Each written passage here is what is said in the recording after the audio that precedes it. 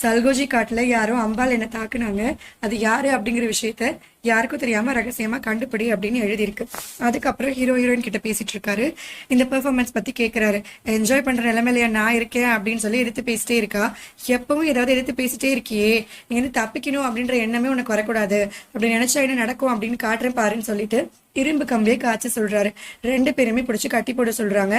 முதல்ல சோகிலுக்கு தான் சூடு வைக்க போறாங்க. அவ கத்தி அழுது ஆர்ப்பாட்டமே பண்றா. அதை பார்த்தது ஹீரோயின் பயந்து போய், தயவு பண்ணி எங்களை விட்டுடுங்க, இனிமே நான் தப்பிக்கவே ட்ரை பண்ண மாட்டேன், அவளை ஒன்றும் பண்ணாதீங்க அப்படின்னு சொல்றா. இவ மண்டி போட்டு கெஞ்சறது பார்த்ததும் ஹீரோவும் போனா போகுது அப்படின்னு சொல்லி இவளை விட்டுடுறாரு. அப்படியே பேசிட்டே இருக்கும்போது, எனக்கு ரொம்ப பசிக்குது, ஏதாவது சாப்பிட ரெடி பண்ணு அப்படின்னு சொல்றாரு. ஏன்டா இவ்வளவும் பண்ணிட்டு என் கையில சமைச்சு வேற உன்னை கொட்டிக்கணுமா அப்படின்னு யோசிச்சுக்கிட்டே, சாப்பிட என்ன வேணும் அப்படின்னு கேட்கிறா. ஏதாவது ஸ்பெஷலா ரெடி பண்ணு, ஆனா நல்ல ஞாபகம் வச்சுக்கோ, இதுக்கு முன்னாடி நான் சாப்பிடாத டிஷ்ஷா இருக்கணும், ஒருவேளை எனக்கு அது பிடிக்கல அப்படின்னா நீ தொலைஞ்ச அப்படின்னு சொல்றாரு.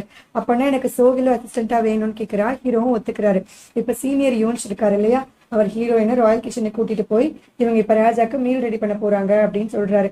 அங்க இருக்கிற யாருக்குமே இது சுத்தமா பிடிக்கல. ஒரு பொண்ணுக்கு எப்படி ராயல் மீல் எல்லாம் சமைக்க தெரியும், நீ எங்க படிச்சிருக்க, அப்படிங்க நீ சமையல் கத்துக்கிட்ட அப்படின்னு எல்லாம் கேக்குறாங்க.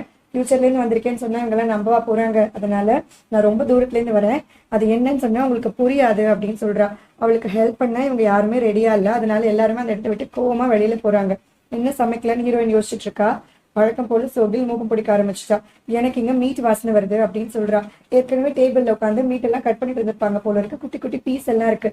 அதை எடுத்து டேஸ்ட் பண்ணி பார்த்துட்டு, இது பீஸ் மாதிரி இல்லையே, இங்க வந்து மான் கறி இருக்கா என்ன அப்படின்னு சொல்லி ஹீரோயின் கேக்குறா. உடனே யூன்ஸ் சொல்றாரு, ஆமா நேற்றுக்குதான் ராஜா வேட்டையாடணுமான்னு அனுப்பி வச்சிருந்தாரு, அது இங்கதான் இருக்கும்னு சொல்லவே ஹீரோயினுக்கு ரொம்பவே சந்தோஷமாயிடுது. செம்மையா ஒரு டிஷ் ரெடி பண்ணிடலாம் அப்படின்னு பிளான் பண்றா. இப்ப அந்த மீட்டை எடுத்து கட் பண்ணி சமைக்க ஆரம்பிக்கிறாங்க. இப்ப நம்ம யூஸ் பண்ற பல இன்கிரீடியன்ஸ் வந்து அந்த காலத்துல கிடையாது. சோ அதே டேஸ்ட் அங்க இருக்கிற இன்கிரீடியன்ஸ் வச்சு எப்படி கொண்டு வர முடியும் அப்படின்னு ட்ரை பண்ணி சமைச்சு ஹீரோக்கு கொண்டு போறா. இவதான் சமைச்சா இல்லையா, அந்த ஃபுட்டை இவதான் சர்வ் பண்ணணும் அப்படிங்கறதுனால இவளை ரெடி பண்ணி ஹீரோ கிட்ட கூட்டிட்டு போறாங்க. என்ன சமைச்சு கொண்டு வந்திருக்க அப்படின்னு கேக்குறாரு. இது ஹார்டி கியூத்தைன் அப்படின்னு சொல்றா. அந்த வார்த்தையே ஒரு வாயில வரல. இது கூட சொல்ல தெரியலையா அப்படின்னு சொல்லி கேக்குறா. என்ன நீ என்ன கலாய்க்கிறியான்னு கேக்குறாரு. உங்களெல்லாம் போய் யாராவது கலாய்க்க முடியுமா அப்படின்னு சொல்லிட்டு, நான் இன்னைக்கு டீர் டார்ச்சரே பண்ணிருக்கேன், அது வெஜிடபிள்ஸ் கூட மிக்ஸ் பண்ணி கொண்டு வந்திருக்கேன், கூடவே கெல்ப் சிப்ஸும் இருக்கு அப்படின்னு சொல்றா. அதனால அவளே அவருக்கு ரெடி பண்ணி கொடுக்குறா.